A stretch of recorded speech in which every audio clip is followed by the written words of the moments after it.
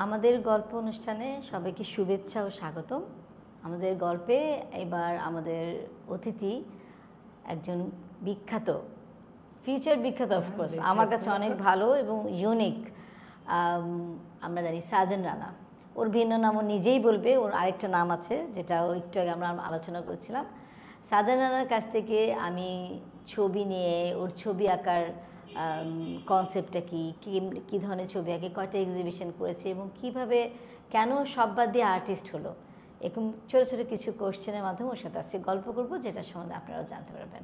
তো সাজান, বলো তোমার আসলে যেটা একটু আগে আলোচনা হচ্ছে, তুমি সাজান রানা তোমার নাম না, মানে সবার নাম না, কোনটা নাম? হ্যাঁ, নাম আসলে হচ্ছে আমার অনেকগুলো নাম, তো এক একজন এক এক নামে ডাকে, বাট আমার রেজিস্টার্ড নাম হচ্ছে রাসেল রানা।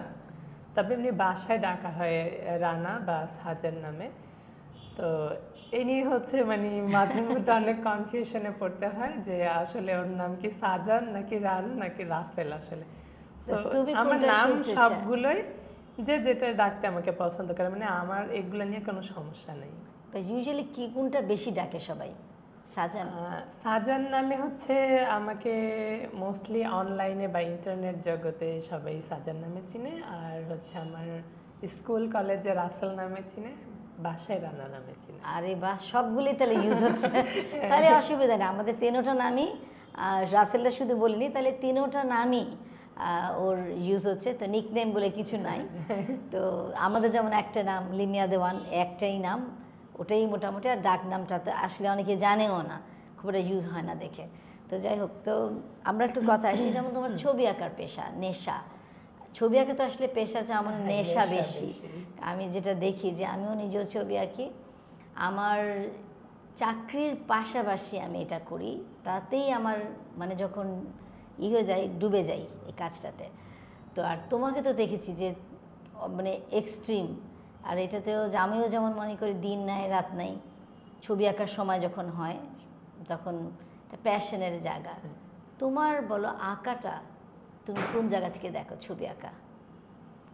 আমার ছবি আঁকাটা আসলে এখন যেটা মনে হয় যে আমার যত চিন্তা ভাবনা ধ্যান ধারণা সব কিছুই আসলে ছবি আঁকা, ছবির মধ্যে রিফ্লেকশন। হ্যাঁ, মনে হয় যে আসলে ছবির জগতেই আমি বাস করছি, সেটার জন্যই বেঁচে আছি, তার মধ্যেই ডুবে আছি, তার মধ্যেই বোধ হয়ে আছে, এরকমটাই মনে হয় সবসময়।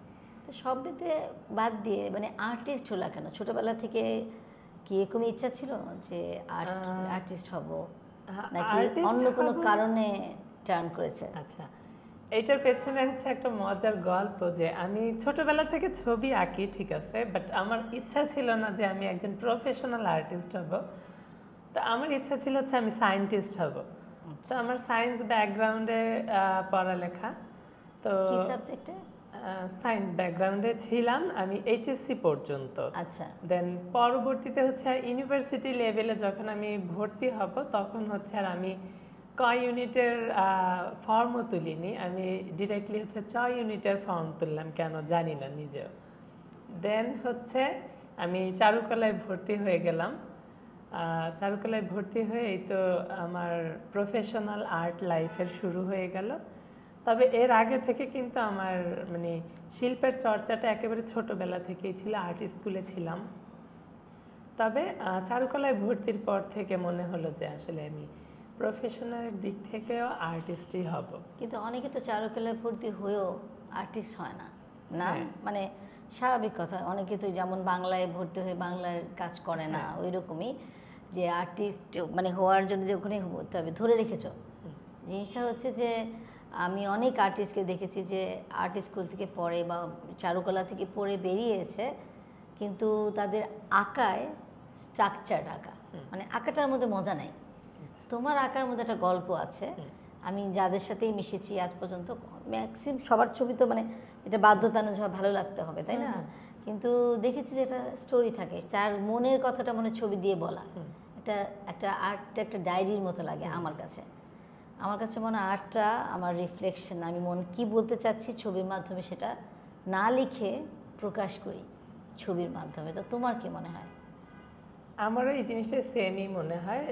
তবে আমার হচ্ছে এই যে যে প্রফেশনালি আর্টিস্ট হওয়া এই বিষয়টা কিন্তু এখান থেকেই আসা যে একটা সময় আমি হচ্ছে চাকরি করতাম একজন ডিজাইনার আচ্ছা হিসেবে। আচ্ছা তো তখন কিন্তু এই যে আর্থিক যে সচ্ছলতা এইটার কারণে কিন্তু আমাকে চাকরি করতে হয়েছে।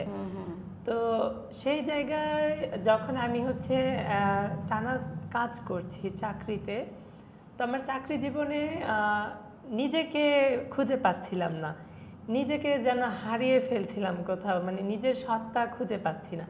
তারপর আমার মনে হলো যে আমার গল্পগুলো কিংবা আমি সোসাইটিতে যে জিনিসগুলো এক্সপিরিয়েন্স করছি, এটা আমার উচিত যে সোসাইটিকে সেই রূপটা দেখানো, সেই মেসেজগুলো দেয়া।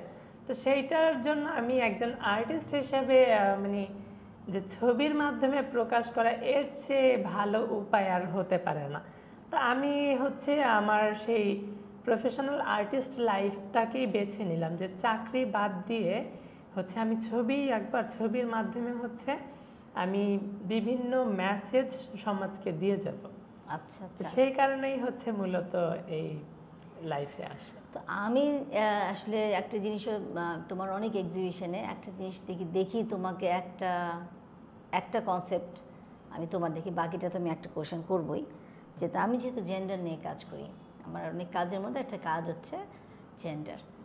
সো মানে এডুকেশন, জেন্ডার, ডিসেবিলিটি, এথনিক, অনেক কিছু, এটার মধ্যে জেন্ডার একটা পার্ট। আর যেহেতু আমরা আগে যেরকম জেন্ডার বলতে একটা মেয়ে, তাকে মানে প্রমোশন করাটা আমাদের একটা ব্যাপার ছিল, তো অনেকটা আমরা জেন্ডার সেন্সিটিভ এরকম। তো তুমি জেন্ডারটাকে কিভাবে দেখো? তোমার মতে একটা আর্টিস্ট হিসেবে তোমার জেন্ডার কনসেপ্টটা কি আসে, তোমার মতামত? আসলে হচ্ছে আমার কাছে জেন্ডার বিষয়টা এমন যে আমি আসলে জেন্ডার বিষয়টাকেই হচ্ছে প্রাধান্য দেই না আমার লাইফে। আমি যেটা বিশ্বাস করি যে একটা মানুষ বা যে কোনো একটা প্রাণী, সে হচ্ছে তার নিজস্ব একটা আইডেন্টিটি নিয়ে সে বেঁচে থাকতে পারে। সো তার ক্ষেত্রে মানে জেন্ডারটা কেন এত ইম্পর্টেন্ট হবে সোসাইটিতে বেঁচে থাকতে, মানে তার হচ্ছে কেন আলাদা একটা আইডেন্টিটি দরকার আছে জেন্ডারে, যে সে নারী, পুরুষ বা সে অন্য কোনো লিঙ্গেরই হোক, মানে তার কেন হচ্ছে আলাদা একটা আইডেন্টিটি দরকার আছে? সে মানুষ, এটা তার সবচেয়ে বড় পরিচয়। সেটাই, আর কোনো পরিচয়ের দরকার নাই। সো আমার কাছে জেন্ডার বলতে মানে আলাদা আমি কিছু। আরেকটু বলি, যেমন ময়ূর, তোমার সিগনেচার পেইন্টিংয়ে হচ্ছে একটা ময়ূর, সেখানে হাফ একটা মানুষ, হাফ দুই রকমের মানুষ, ছেলে আর মেয়ে মনে হয় না ওরকম।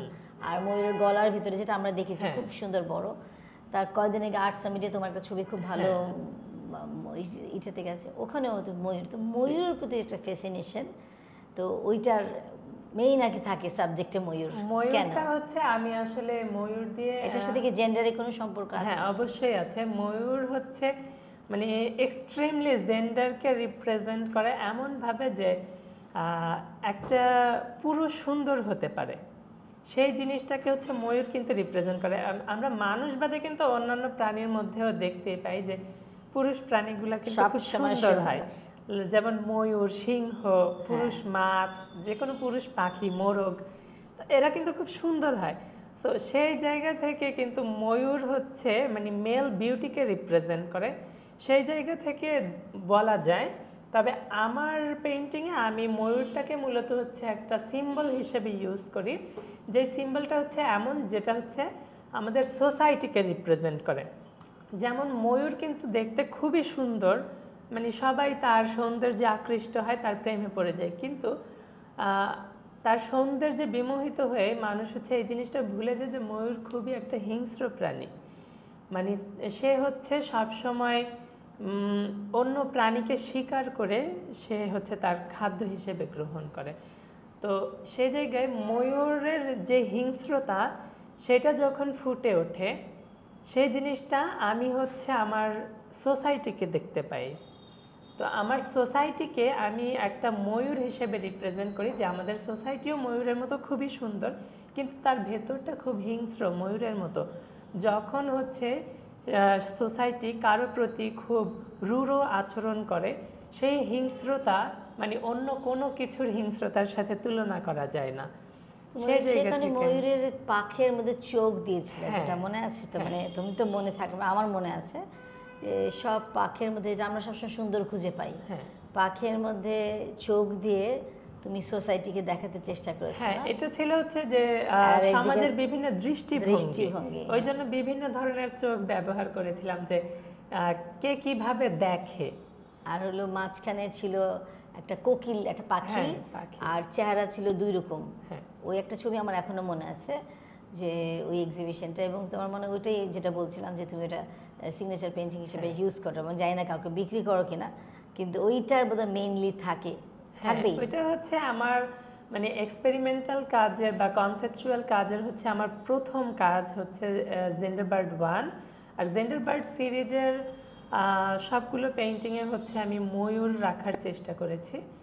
তো ওই ময়ূরটা জানি না আমার সিগনেচারকে প্রকাশ করে কিনা। না, তুমি তো তোমার কার্ডে যেতে ইউজ হ্যাঁ, করছিলে, তোমার মানে ইচ্ছা তো, তাই দেখলাম যে তুমি এটা করেছো। হ্যাঁ কার্ডে তো তুমি শিখিয়েছো যেটা সিগনেচার পেন্টিং, যেটা আপনার মনে করবে সবচেয়ে আপনাকে রিফ্লেক্ট করে, ওটাই আপনি কার্ডে দিবেন। তো তুমি যেমন তোমার কথা মতো আমি আমার কার্ডে একটা আমাকে যেটা রিফ্লেক্ট করে সেটা দিয়ে একটা কার্ড করেছি। আচ্ছা, ছবি আঁকার কনসেপ্ট কিভাবে পাও? ছবি আঁকার কনসেপ্টটা হচ্ছে মূলত আমি পাই আমার পার্সোনাল এক্সপিরিয়েন্স থেকে, যেটা আমি সোসাইটিতে প্রতিনিয়ত এক্সপিরিয়েন্স করছি, যা কিছু আমি দেখছি, যেই গল্পগুলো শুনছি, আমার আশেপাশের যে গল্পগুলো, সেইটা হচ্ছে আমি কিভাবে সমাজকে দেখাতে চাই, সমাজকে কি মেসেজ দিতে চাই, মানে সমাজ সেটা থেকে কি কি সাবধানতা নিতে পারে, কি কি জিনিস শিখতে পারে, সেই জিনিসগুলো যেভাবে আমি প্রেজেন্ট করব, সেটাই হচ্ছে আমি আমার একটা কনসেপ্ট হিসেবে দাঁড় করিয়ে দেন আমি সেটা আমার পেইন্টিংয়ে তুলে ধরি। এই যে এখানে যেটা দেখতে পাচ্ছি, একটা একটা অ্যাপেল ঝুলছে, হ্যাঁ ওখানে একটা পাখির খাঁচা, জানি না ছবিটা কমপ্লিট কিনা, আবার কিছু আছে ট্রান্সপারেন্ট কাপড়। হ্যাঁ সো এই জিনিসগুলোর মধ্যে তুমি কি বোঝাতে চাচ্ছ? এই অ্যাপেলটাই যদি একটু এক্সাম্পল দাও। আর গোলাপি রংটা আমি দেখেছি তুমি খুব, এই পিঙ্কটা অনেক ইউজ করো। হ্যাঁ আমি হচ্ছে আমার পেইন্টিংয়ে বিভিন্ন ধরনের সিম্বল বা মেটাফোর ইউজ করি, যেটা যে এই সিম্বল দিয়ে আমি কিছু মেসেজ দেই, যে ডিরেক্টলি ওই জিনিসটা ব্যবহার না করে তার যেই আঙ্গিকে অন্য কিছু হতে পারে সেটা এটা একটু হচ্ছে আমি ব্যাখ্যা করে ব্যবহার বললে করি। মনে হয় দর্শক দুজনের সুবিধা হবে। হ্যাঁ, Actually যেমন কি? আপেল দিয়ে হচ্ছে এখানে আমি আমার কোনো পেইন্টিংয়ে আপেল দিয়ে হচ্ছে সেই আদমের যে আপেল, আদমের যে ফলের গল্পটা আমরা জানি, সেইটা হিসেবে ব্যবহার করেছি কোথাও। আবার কোনো কোনো ছবিতে আমি আপেলকে হচ্ছে নারী হিসেবে দেখিয়েছি, যে যেই ফলটা হচ্ছে সবার কাছে লোভনীয়। নারী হচ্ছে আমাদের সমাজে এমনভাবে দেখা হয় যে সেটা একটা লোভনীয় বস্তু, একটা লালসার বস্তু, এইরকমভাবে দেখা হয় আমাদের সোসাইটিতে। সেই জিনিসটাকে রিপ্রেজেন্ট করার জন্য আমি কিন্তু হচ্ছে এটা সরাসরি তো বিরাট নারীর এক অবয়ব না দিয়ে আপেলটাকে রিপ্রেজেন্ট আচ্ছা করছি। আচ্ছা আচ্ছা, এটাও খুব সুন্দর একটা কনসেপ্ট, যেখানে একটা মেয়ে ফিগার না এঁকে ওই মানে একটা অ্যাপেলের ফ্রুটকে, মাধ্যমে। অ্যাপেলকে নারী দিয়ে যে লোভ লালসার কথাটা বলছে, ভেরি একটা ইন্টারেস্টিং জিনিস। যে মানে অ্যাকচুয়ালি আমরা যেরকম চিন্তা করি না, ওই জিনিসটা চিন্তার মধ্যে ওর এসেছে। মানে এটা আসলে আমার কাছে খুব মানে ভালো লাগছে শুনতে। আমি আবারও দেখেছিলাম অ্যাপেলটাকে নিয়ে তুমি আরেকটা ছবি দিয়েছি আর্ট সামিটে, দেখলাম একটা এক্সিবিশনে, যে তুমি আর্ট সামিট ছিল না লাস্ট, হ্যাঁ, গত ঢাকা Art Summit। এই বছরই তো ছিল এই না, বছর 23 ফেব্রুয়ারি মাসে ছিল। ফেব্রুয়ারিতে, যেখানে তুমি অ্যাপেলটাকে নিয়ে আলাদা একটা বাক্সবন্দি করেছো, মানে একটা ফ্রেমে। ওটার কারণটা কি ছিল? ওটা আরেকভাবে ছিল, হ্যাঁ ওইটা আর ছিল আরেকজন মূলত অ্যাডাম চেয়ারের মধ্যে স্যাপেল। বসেছিল, বেশ বড় পেইন্টিংটা ছিল তোমার। ওটা কত বাই কত ছিল, যেটা ওইটা তোমার ছিল অ্যাওয়ার্ড পেয়েছে না? হচ্ছে- না অ্যাওয়ার্ড ছিল না, এটা সিলেক্টেড হয়েছে। হ্যাঁ ওইটা হচ্ছে অ্যাওয়ার্ডের জন্য শর্ট লিস্টেড ছিল, আচ্ছা, আচ্ছা। সেরা 10 জনের মধ্যে। আচ্ছা আচ্ছা, এটা তো অনেক পাওয়ার। আর্ট সামিটে সেরা 10 জনের মধ্যে একজন সিলেক্টেড হওয়াই, নমিনেশন পাওয়া যথেষ্ট, সেজন্য আসলে খুব খুশি আমরা। Thank you. বলো তারপরে। আচ্ছা, ওটা ছিল হচ্ছে 10 ফিট বাই 7.5 ফিট। আর ওইটার মধ্যে যে অ্যাপেলটা আলাদা করা ছিল, ওইটার কারণটা ছিল মূলত এমন যে আমরা জানি যে অ্যাডামস অ্যাপেলের কারণেই মূলত হচ্ছে পৃথিবীতে আমাদেরকে এসছে। পৃথিবীতে পাঠানো হলো, আদম হাওয়াকে।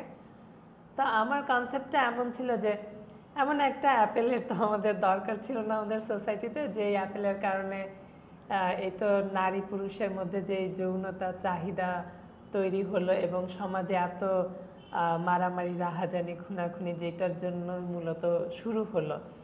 তো এই অ্যাপেলটা আমাদের সোসাইটিতে না আসলেও পারতো, সেই জন্য আমি ওকে আলাদা একটা বাক্সবন্দি করে আলাদা করে দিয়েছিলাম সেই পেন্টিং থেকে। আমার মনে হয় একটা আর্টিস্টদের এটা একটা সুবিধা, আর্টিস্ট সদবাকে বিধবাকে সদবা করতে পারে তার রং তুলিতে, এবং রং কনসেপ্টের মাধ্যমে একটা বিষয় যেটা সবসময় আমরা ট্রেডিশনালি দেখে আসি শুনে আসি না, যে আদম একটা অ্যাপেল খেয়েছে, খাওয়া অ্যাপেল খেয়েছে দেখে এরকম এসছে, সেই অ্যাপেলটাকে ওর নিজের হাতে সরিয়ে একটা আলাদা করে রেখেছে, এই যেটা নিজের ইচ্ছা, এই একটা আর্টিস্টের সৃষ্টি অনেকটা। আমি বলবো যে নিজের যেটা মনের ইচ্ছা হয়েছিল সেটা তো চেঞ্জ করতে পারবে না সমাজকে, কিন্তু সমাজকে একটা মেসেজ দেওয়ার জন্য ওই ছবিটা দিয়ে আবার বোঝানো হয়েছে। খুব মজা লাগছে, মানে এই জিনিসগুলো মাথার মধ্যে আসে কি করে, এরকম টাইপের জিনিস হঠাৎ করে আসে কেমনে? আচ্ছা, নাকি ছোটবেলার সাথে কোনো কানেকশন আছে, নাকি তুমি পড়াশোনা করতে গিয়ে, নাকি সমাজে বসবাস করতে গিয়ে তোমার মধ্যে এটা এসেছে? এইটা আমি বলবো মূলত এটা সমাজে বসবাস করতে গিয়ে এসেছে, কারণ সমাজে যে জিনিসটা প্রতিনিয়ত এক্সপিরিয়েন্স করছি, যে জিনিসগুলো দেখছি, এটাই মূলত কিন্তু আমি পেইন্টিংয়ে রিপ্রেজেন্ট করার চেষ্টা করি। সো কি শিখেছি, কি ছোটবেলায় ছিল, ওইটার চেয়ে বরং হচ্ছে ছোটবেলাটা কেমন ছিল তোমার? তো বুঝলাম দিলে ছোট, মানে সমাজ থেকে যা দেখছো ওটাই তোমার এখানে রিফ্লেকশন আসছে। তোমার ছোটবেলাটা কেমন ছিল? একদম তুমি কোথায় বড় হয়েছো? আমি ঢাকাতেই আমার জন্ম, সো ঢাকাতেই বড় হয়েছি। আর আমার ছোটবেলা, আমি যেটা বলবো যে আমার ছোটবেলা খুবই মজার ছিল, মানে খুব এনজয় করেছি আমি। এরকম প্রেশার ছিল না? না, তেমন কোনো প্রেশার ছিল না। তবে হচ্ছে হ্যাঁ, আমি আমার ছোটবেলা থেকে কিছু কিছু জিনিস সেই ছোটবেলা থেকেই এখন এক্সপিরিয়েন্স করছি, হয়তো বা আমার এটা সারা জীবন কিছু জিনিস এক্সপিরিয়েন্স করে যেতেই হবে। তো সেটা আমি অস্বীকার করব না যে না, আমার ছোটবেলায় কোনো খালি সুখে আনন্দেই গেছে, এমনটা না। কিছু কষ্ট তখনও ছিল, এখনো আছে, ভবিষ্যতেও হয়তো থাকবে। তবে মানুষের তো আসলে সুখ দুঃখ মিলেই জীবন, সবারই। জীবন মানে তো একটু কষ্ট থাকতেই পারে। হ্যাঁ, তুমি কষ্টটাকে কখনো তোমার জীবনে আসতে দাও নাই। তুমি কষ্টের গল্প লিখেছো না, গল্প এঁকেছো। আমরা যখন বাচ্চাদের সাথে কাজ করতাম তখন আমরা খুব বেশি বলতাম বাচ্চাদেরকে যে পড়ালেখা জিনিসটা তো ছোটোবেলা আমরা পছন্দ করতাম না সবাই। আমি মনে হয় যারা দেখছে, যারা আছে স্টুডেন্ট, কেউ শুনি নাই, খুব রেয়ার একটা দুটা মানুষ ছাড়া যে বলবে আমি ছোটোবেলাটা আমার জন্য মানে লেখাপড়াটা স্মৃতিময় ছিল। এখন স্মৃতিময় বিকজ ছোটোবেলাটা চিন্তা করলে হয়তো মনে হয় যে এখনকার চেয়ে সিম্পল, এখন যত কষ্ট হচ্ছে না এখনকার চেয়ে ওটাই সিম্পল। কিন্তু এক একজনের ছোটোবেলায় তো এক এক রকমই থাকে। তো এই একটা জিনিস আমার কাছে মানে মনে হয় যে সবার ছোটোবেলার এক এক রকম স্মৃতি, তোমার একরকম স্মৃতি, এবং ছোটোবেলার কিছু কষ্ট দুঃখ কষ্টকে টেনে বয়ে নিয়ে আর্টের জগতে ঢোকা, তারপরে এটা কি প্রফেশন হিসেবে নিয়ে নেওয়া। এই তো এই গোলাপি রংটা কেন তোমাকে এত টানে? বেশিরভাগ গোলাপি, বেশ তুমি কালোর মধ্যে গোলাপি দাও, বেশ গোলাপি। এবারকার ছবিতেও দেখছি, এই এক্সিবিশনে দেখো রং দেওয়ালটাকে তুমি বেশ ভালোই গোলাপি দিয়েছো কেন? মানে হয় না আমি কালারফুল দিই, তুমি দেখছো আমার ছবিতে, বাট তোমার কেন গোলাপিটাতে প্রতি এই ফ্লোরেসেন্ট কালারটা মনে হয় একটু বেশি? শুধু গোলাপি না, আমার হচ্ছে এই যে দেখো তুমি এই ছবিতে কিন্তু গোলাপিটাই বেশি। আমি কিন্তু হচ্ছে এমনি মূলত ভাইব্রেন্ট কালার ব্যবহার করি, যেটা হচ্ছে আমাদের রিক্সা পেইন্ট থেকে আসে এই কালারগুলো। তবে গোলাপির পেছনের যে গল্পটা সেটা হচ্ছে আমাদের সোসাইটিতে একটা নর্মস আছে, যেটা হচ্ছে ব্লু কালার ছেলেদের পছন্দের কালার আর পিঙ্ক কালার হচ্ছে মেয়েদের পছন্দের কালার। এটা স্টেরিওটাইপ, জেন্ডার ডিসক্রিমিনেশন। এইটা হচ্ছে আমি ভাঙার চেষ্টা করেছি এই কালারটা চেঞ্জ করে, যে আমি একজন ছেলে হিসেবে আমি আমার পেইন্টিং এর সবচেয়ে হট পিঙ্ক যেটা সেটা ব্যবহার করছি প্রতিনিয়ত। আর হচ্ছে আমি আমার ছবিতে ছেলে ফিগারদের গায়ে হচ্ছে গোলাপি কালারটা দেই, আর মেয়ে ফিগারের গায়ে হচ্ছে নীল কালারটা দেই। এই যে এই স্টেরিওটাইপ এটা ভাঙার চেষ্টা করছি আমি। খুবই ভালো, মানে এটাও অ্যাকচুয়ালি আবারও যেটা বলছিলাম আমি ছবিতে শুরুতে, যে জেন্ডারের রিফ্লেকশন। আমরা জানি যে আমরা অনেক জেন্ডার নিয়ে কথা বলি, এটা একটা অনেক বিশাল বড় একটা বিষয়।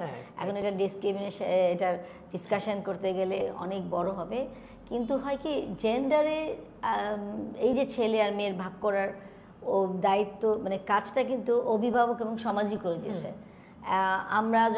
আমরা নিজেরাই করেছি, এবং এই জেন্ডার স্টেরিওটাইপ নিয়ে আজকাল অনেক কাজও হচ্ছে, কিন্তু যে একটু বদলাতে হবে এই মন মানসিকতা। একটা মেয়ে বাচ্চাকে দেখতে গেলে আমরা পুতুল নিয়ে যাই, একটা ছেলে বাচ্চাকে দেখতে গেলে আমরা গাড়ি নিয়ে যাই। সেমভাবে কিন্তু একটা পাইলট ইমাজিন করতে গেলে আমরা একটা ছেলেকে বসাই, তাই না? তো ক্যারিয়ারে বলো, কাপড়ে বলো, অফকোর্স ছেলে মেয়েতে যেরকম ব্লু, বাচ্চা হলে মেয়ে হয়েছে শুনলে ইয়েলো কিনি, কখন ইয়েলো তুমি দিয়েছো কিছু কিছু জায়গায়, ইয়েলোটা কিনি ইউনিসেক্স, ইয়েলো কিনি ইউনিসেক্স হিসেবে, যে হ্যাঁ জানি না ছেলে বা মেয়ে, আচ্ছা এটা কিনলাম। কিন্তু ছেলে জানার পর বেশিরভাগই এখনও ব্লু কেনা হয়। এবং আমরা স্কুলের বাচ্চাদেরকেও যদি জিজ্ঞেস করি, তার একটা কারণ দেখা যায় অভিভাবক থেকে, অভিভাবক যা দেয় বাচ্চা তো তাই নিয়ে খেলে, যেই কাপড় দেয় সেই কাপড়ই তো পরে, তাই না? তো এই জিনিসটাতে তুমি যে আনতে চেষ্টা করছো, আশা করি আমাদের জেন্ডারে যারা কাজ করছে আমরা আজকাল এনজিওতে, তাদের সাথে আবার তোমাদের মতন আর্টিস্ট যারা আছে, যারা এটা নিয়ে সিরিয়াসভাবে উঠে পড়ে লেগেছে, আশা করি বিরাট পরিবর্তন সমাজে আমরা ইন ফিউচার দিতে পারবো পজিটিভলি, এটা আশা করব। তো যাই হোক, তোমার কি কোনো কোশ্চেন আছে নাকি আমার জন্য? আপনার জন্য আমার কোয়েশ্চেন একটাই থাকবে, যে এই জেন্ডার স্টেরিওটাইপসগুলো ভাঙতে কিংবা আমাদের সোসাইটিতে জেন্ডার স্পেকট্রামটা আরও নর্মালাইজ করতে আমাদের কি করা উচিত? আচ্ছা, এটা তো একটা, থ্যাংক ইউ ভেরি মাচ।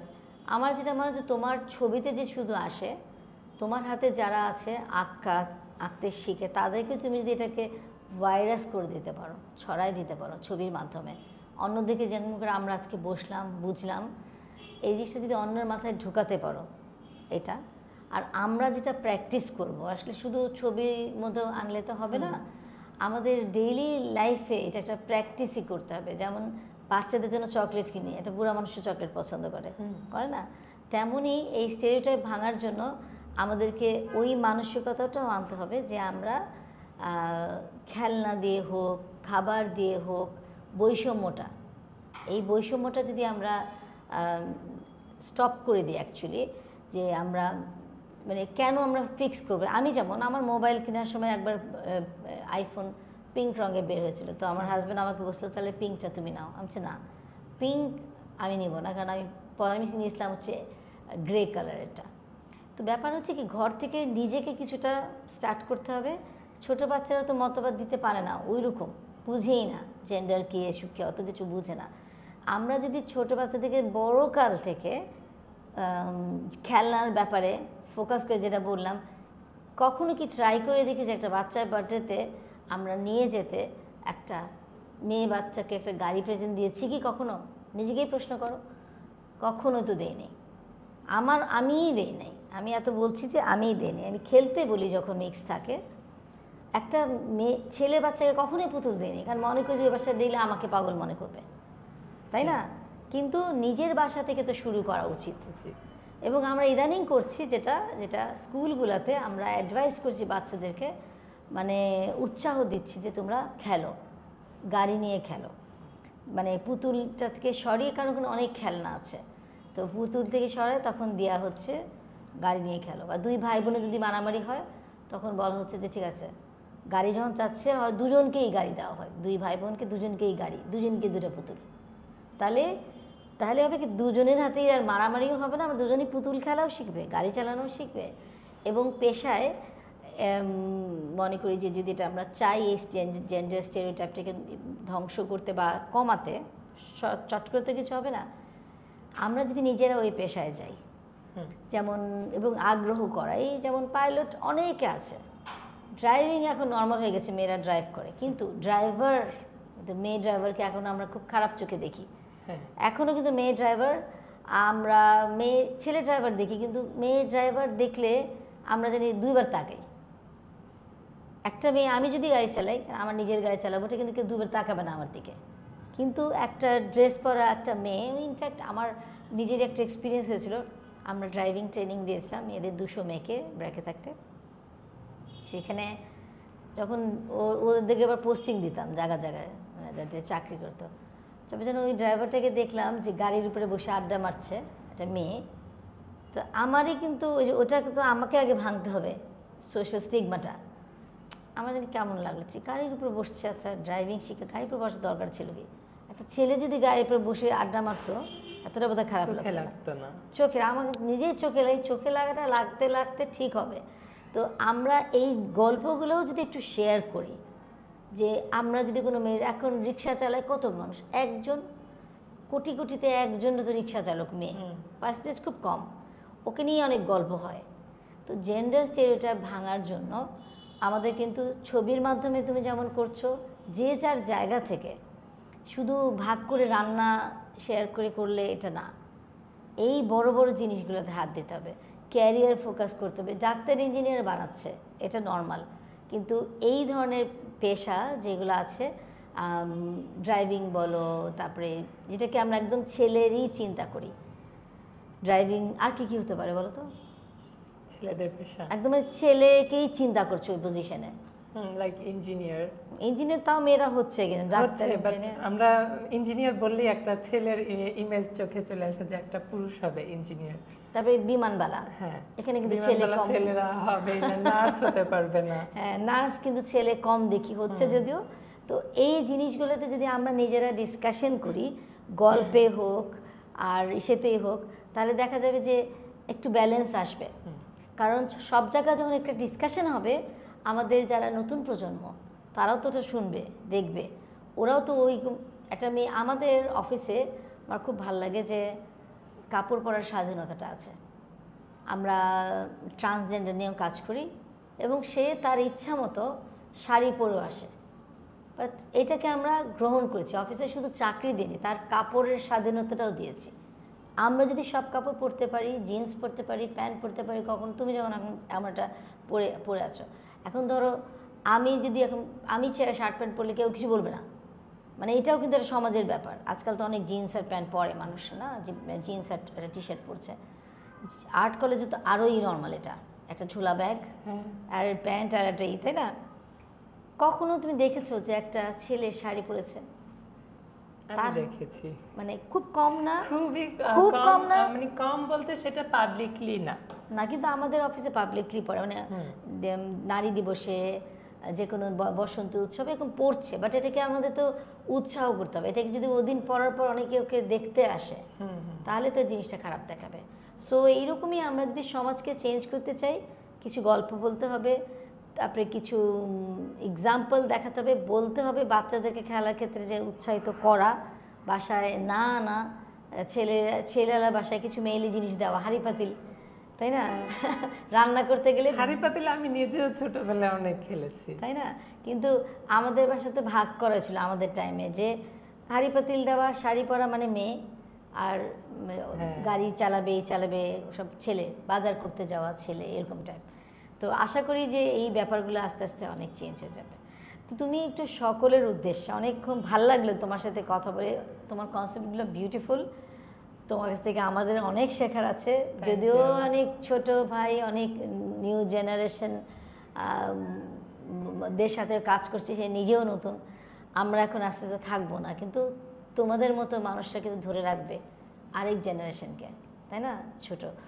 ছোট জেনারেশন, তো তোমাদের যে এখন যারা ইয়ুথ আছে বা অ্যাডোলেসেন্স আছে, তাদের উদ্দেশ্যে তুমি একটা মেসেজ একটু দাও সবাইকে, কি পৌঁছাতে চাও, কি চাও যে সমাজে পরিবর্তন আনার জন্য এই ইয়ুথ, বা সবচেয়ে বড় তো গ্রুপটা ইয়ুথের না, আর অ্যাডোলেসেন্ট, এদের কী করা উচিত? প্রথমেই আমি অনেক ধন্যবাদ দিব লিমিয়া দেওয়ান আপুকে, মানে এত সুন্দর একটা আয়োজন করার জন্য আমাকে নিয়ে। আর আপু যেটা বললেন যে ইয়ুথদের প্রতি আমার যে নির্দেশনা, সেটা আমাদের সোসাইটিটা আমরা নিজেরাই পারি সুন্দর করতে, আর সেই সুন্দরটা ডিপেন্ড করে আমাদের রুচিবোধের উপর। তো তা আমাদের এই রুচিবোধ তৈরির জন্য কিন্তু আর্ট একটা বড় মাধ্যম। তো এই আর্ট হচ্ছে প্রতি ঘরে ঘরে যদি ছড়িয়ে দেওয়া যায়, মানে রুচিবোধটা ছড়িয়ে দেওয়া যায়, এবং এই স্টেরিওটাইপসগুলো ভাঙার জন্য আমাদের সকলের যদি ইচ্ছা থাকে তাহলেই কিন্তু আমাদের সমাজটা সুন্দর হতে পারে। তো আমি চাইবো সকলের প্রতি এটা বলার জন্য যে আমাদের মধ্যে যে অ্যাকসেপ্টেন্সটা, মানে কোনো কিছু ভালো বা সুন্দর নতুন কিছুকে গ্রহণ করার যে প্রবণতা, এটা বাড়াতে হবে। তো এই জিনিসটা যদি আমাদের মধ্যে বাড়ে তাহলেই হচ্ছে কিন্তু আমাদের সমাজের অনেক কিছু মানে পরিবর্তন হয়ে যাবে। Exactly, thank you very much. একটা কথা যেরকম আমি প্রায় লিখি যে আমাকে আমার মতো থাকতে দাও, আমি নিজেকে নিজের মতো গুছিয়ে নিয়েছি। এই গানটা আমার খুব প্রিয় এবং আমি খুব মনে করি যে যার যার পার্সোনাল ব্যক্তিত্ব তার তার কাছে থাকুক, কেন আমরা অন্যদিকে তাকে নিয়ে ডিসকাস করব, তাহলেই কিন্তু সমাজটা সুন্দর চলবে। আর পাশে পজিটিভভাবে যদি আমরা সবাইকে সাপোর্ট দিতে পারি। তো thank you very much Rasel. আমি তোকে সাজান বলি, আমার কাছে খুব ভালো লাগে নামটা, একটু সিনেমা ভাব লাগে। ওর একটা আছে, নিজের একটা ব্যক্তিত্ব আছে, কিন্তু যে একটা জুটি করবে, একটা ক্লিপ লাগাবে না, একটা তুলি ঢুকাবে। এটা আমি অনেক চেষ্টা করলে আমার স্লিপারি চুলে হয় না। তো ওকে আমি দেখেছি, এই জিনিসটা আমার খুব ভালো লাগে। তো ওর নিজস্বতা একটা আমারত্ব যেটা থাকে, ও ওটা ধরে রেখেছে। তো আমি আশা করব সবাই নিজের রুচিবোধটা মানুষের জন্য চেঞ্জ করবে না, কাউকে ক্ষতি করে না, এবং ভালো মতন নিজের এটাকে বজায় রেখে সমাজের ভালো একটা ভূমিকায় সবাইকে, সমাজকে একটা সুন্দর কিছু উপহার দিবেন আর নিজে একটা ভালো থাকবেন। তো আশা করি সবার কাছে আমাদের ডিসকাশন থেকে কিছুটা শিখতে পেরেছেন বা কিছু জানতে পেরেছেন, এবং কেমন লাগলো আমাদেরকে লাইক এবং কমেন্ট দিয়ে জানাবেন। যদি কোনো কোশ্চেন থাকে অফকোর্স সাজান থাকবে, এইসের মধ্যে লিঙ্ক থাকবে, যাতে ও কখনো কোনো প্রশ্ন থাকলে উত্তর দিতে পারে। সবাই ভালো থেকেন। সাজান, থ্যাংক ইউ। আপনাকেও অনেক ধন্যবাদ। ওকে, খুদা হাফেজ।